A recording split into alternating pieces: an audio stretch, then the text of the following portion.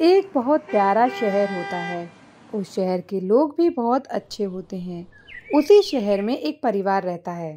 उस परिवार में मनोज, उनकी बेटी राधा और उनकी पत्नी बहुत खुशी से रहते थे। एक दिन उस शहर में आंधी और तूफान आने लगे।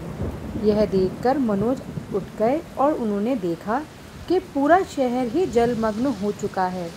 वो बहुत घबरा गए क्योंकि पानी उनके घर तक भी आ चुका था। हड़बड़ाहट में उन्होंने अपनी पत्नी को उठाया। नैना, नैना, उठो। उनकी पत्नी उठ गई। उन्होंने सारी बातें बता दी कि शहर में बहुत ही भयंकर तूफान और बाढ़ आई है। हमें अभी यहाँ से निकलना होगा। वो तीनों आनन फानन में निकले और भागने लगे। रास्ते में चलते चलते राधा का पैर फिसल गया और वो अपने माँ बाप से बिछड़ गई। वह पानी में डूबने लगी पर उसे कोई बचाने वाला नहीं था। बचाओ, बचाओ, बचाओ। तैरते तैरते वो एक नदी के किनारे एक गांव में जा पहुंची, जहां एक भले आदमी श्याम ने उसको बचाया।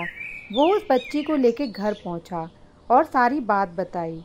उसकी बेबी को यह बात बहुत ही आश्चर्यचकित लगी।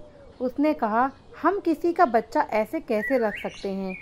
अगर किसी ने हमारे खिलाफ पुलिस में कंप्लेंट कर दी कि हमने बच्चा चुराया है तो क्या होगा?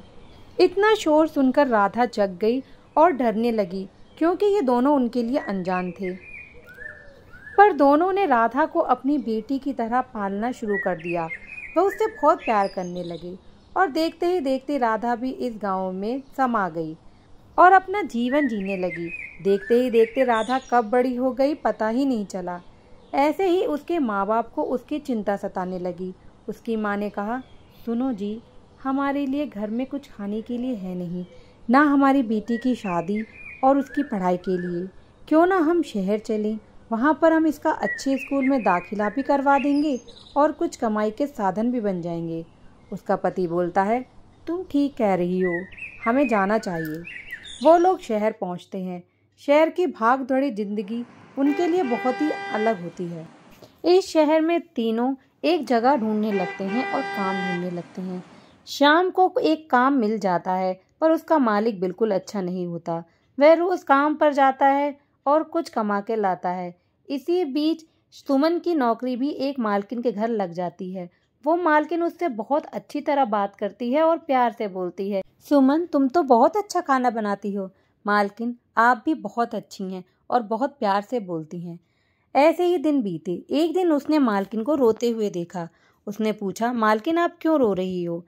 मालकिन ने अपनी सारी बात बताई कि कैसे उनकी इकलौती बेटी उनसे बाढ़ में बिछड़ गई और वो आज तक उन्हें नहीं मिली। यह बात सुनकर सुमन चौंक जाती है क्योंकि उन्हें भी एक बेटी मिली थी बाढ़ में बहते हुए। वह सोचती है कि ये बात मैं अपने पति को बताऊं या ना बताऊं।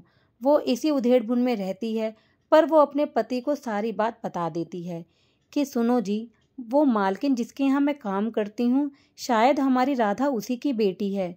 उसका पिता भी चौंक जाता है। वो कहता है, ये तुम क्या कह रही हो? उसकी बीवी कहती है, मैं बिल्कुल सही कह रही हूँ, मैंने राधा की फोटो बचपन वाली वहाँ देखी है। इतना कहकर सुमन रोने लगती है। अपनी माँ की रोने की आवाज़ सुनकर राधा जाग जाती है और पूछती है, माँ, क्या हुआ? तुम क्यों रो रही हो? सुमन उसे सारी बात बता देती है। वह बताती है कैसे वो उसको नदी में बहते हुए मिली थी और उसके पिता उसे घर ले आए थे। उसकी प्यारी सूरत देख के हम उन दोनों का कैसे मन ललचा गया और उसे अपनी बेटी की तरह पाला। ये सुनकर राधा एकदम शॉक्ड हो जाती है। वो कहती है, ऐसा नहीं हो सकता। अगले दिन सुबह दोनों राधा को लेकर मालकिन के घर पहुंचते हैं और राधा मालकिन को सारी बात बता देती है।